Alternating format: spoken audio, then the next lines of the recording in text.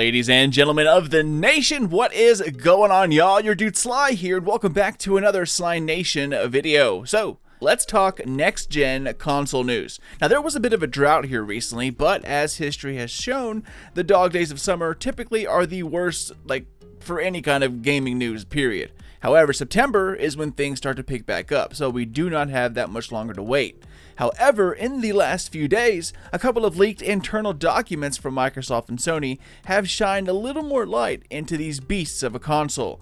We pretty much know in a roundabout way what we're going to be getting, but what we don't know are the specifics. How fast, how many teraflops, size of SSD, etc. Well, just a few days ago, a well-known tech insider tweeted on Twitter these simple numbers, as you can see right here. This was apparently snatched from an internal memo from Sony. Now, this might not look like much, but when you add in the fact that the PS4 Pro ran at 911 MHz or 0.9 GHz, then it makes sense that the next step up above this, Gen 2 of the Oberon GPU running at 2 GHz, that is the speed for the next gen PS5.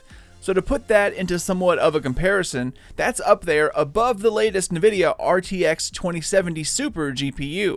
Not quite a RTX 2080 killer, but pretty damn close. Now, as we all know, consoles are here to do one thing, and that's one thing at all: entertain by gaming, streaming, movies. That is it. A PC is made to do all kinds of various tasks, but a gaming console can be optimized like crazy to do one thing and do one thing very, very well, and that's gaming, where all that power is put into gaming and not wasted by other tasks. So in fact, it might even be more powerful than what everyone else is guessing at right now. But this is a quote-unquote leak, of course, and we'll have to wait and see. So take all of this with your usual preferred seasonings. Now, as far as GPUs go, 2 GHz is relatively high. I mean, you don't see speeds like that unless you overclock or you have a really high-end graphics card. So these numbers are encouraging, and if true, this definitely does put the realm of native 4K 60 frames per second locked well within reach, especially once games are optimized for this specific console. I have no doubt a locked 60 FPS will be attainable in 4K. 8K, still don't quite believe that, but we'll see.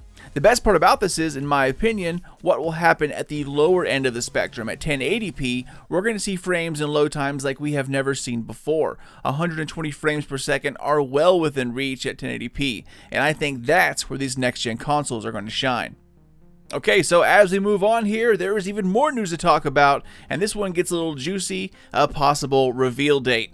Once again, another leaked internal email was posted online. However, and I do mean however, this leak first surfaced on 4chan as text only, then all of a sudden disappeared, to then be found on NeoGAF in visual form, with both posted anonymously. So take that, how you will, and that really does take a hit to its credibility as well. Either way, let's move on to what it says. According to the email, the next-gen PS5 will be unveiled at a quote-unquote PlayStation Meeting 2020, which will take place on February 21st of 2020, only a few months into the new year. Now, this is not a release date, but just an unveiling, where we finally can sort out BS from truth and hopefully even see what the console and controller will look like. Most important of all, speed, power, and the big one, price.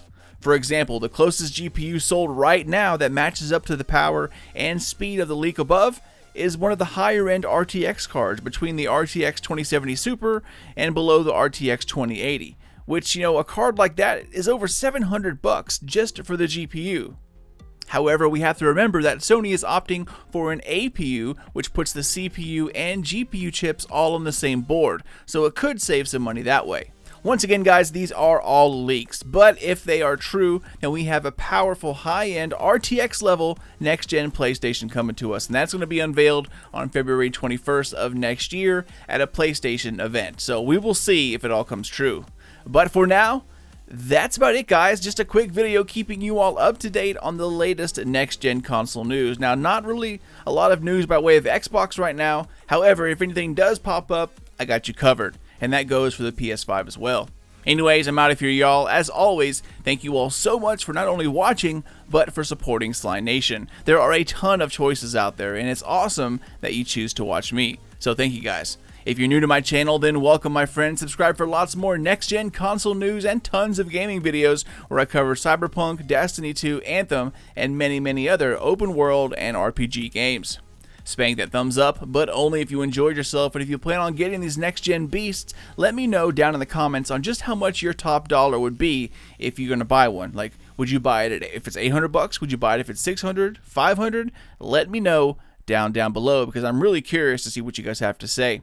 Anyways, feel free to check me out on Twitter or Facebook as well, at SlyNation or SlyNation Gaming on the FB. Later, y'all, and keep those eyes open for more vids coming out here soon. But until then, this is your dude Sly, and I'll catch you all next time.